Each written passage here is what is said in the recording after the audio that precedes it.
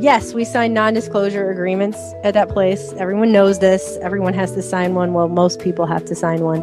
And yes, since we left, we're in the, we've been not so subtly reminded multiple times that we signed that and that we better shut our freaking mouths. We both worked for an outlet that a lot of people, accuse of being fearful. And so I think I want to segue over to this because we're going to end here in a minute. I know you don't have a lot of time, and so many people wanted to know about your experience, why you left Alex Jones. And I'll say up front, we both have non-disclosures going into this. So that said, and also we're talking about high frequencies, what would you like to add or answer to the people that would like to know why you left?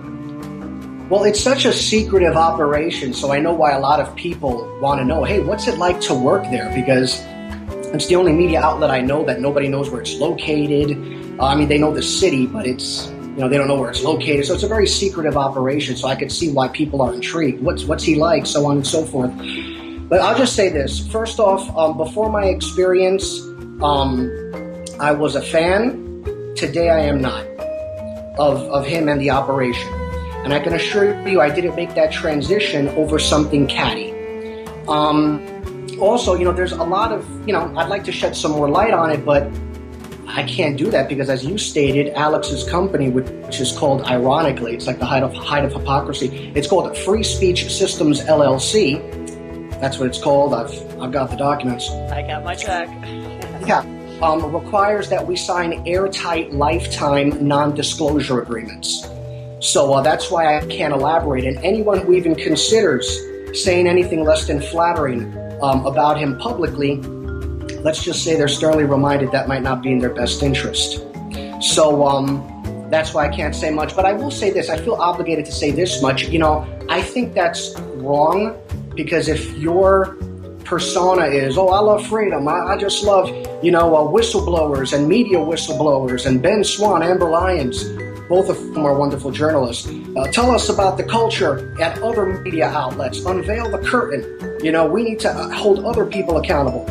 If that's the persona, and then on the side you're doing that, I think that's wrong. And for those people that say, well, you're allowed to have non-disclosure agreements, other businesses do them, or other businesses have that. Well, the CEOs of those businesses aren't constantly hyperventilating about how much they love freedom. And their agreements are modest. They're not airtight. So, there you go. And yes, other media outlets do allow past reporters to speak a little bit, as long as they don't get out of control. Soledad O'Brien has said some things about her experience at CNN. Matt Lauer talks a little bit about his spats with Katie Couric. That's just my take on it. I think that's not good to legally muzzle people if, in fact, you're going to push a persona that's I'm all about freedom. And there's a guy who I actually spoke to on the phone. He's a really nice guy. His name is Jack Blood. And he used to be a former fill-in anchor, I think, for Alex. And he posted online his take on what his experience was like. And I've posted that on my YouTube page for those who want to see. By me posting it, that doesn't mean I'm officially endorsing what he's saying. I can't do that for obvious reasons. Now I'm really intrigued. Okay. I can't do that for obvious reasons. But I'll just say, as you listen to it, trust your intuition. Trust your intuition. And I don't have many flattering things to say about him, but that's... He seemed to really care. When I was there, he really did seem to truly care, and maybe too much. Maybe that's why some of the, we all have flaws, but... Right. And let me end with this. For those people, because obviously you want to stay high frequency. Trying. Right. Well, I have to end with a cautionary note because I know how things work out of that outlet there. I have no intentions about talking about this again or uploading another video that talks about this. I felt obligated to say what I said. I don't encourage other people from that operation to be emboldened by what I just did and talk themselves as well about this. I felt obligated to say what I did. However, I have to end with this cautionary note.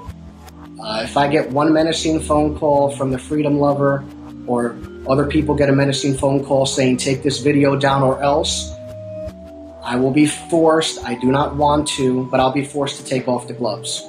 And I've offered the public a G-rated version. I've got a PG-13 version.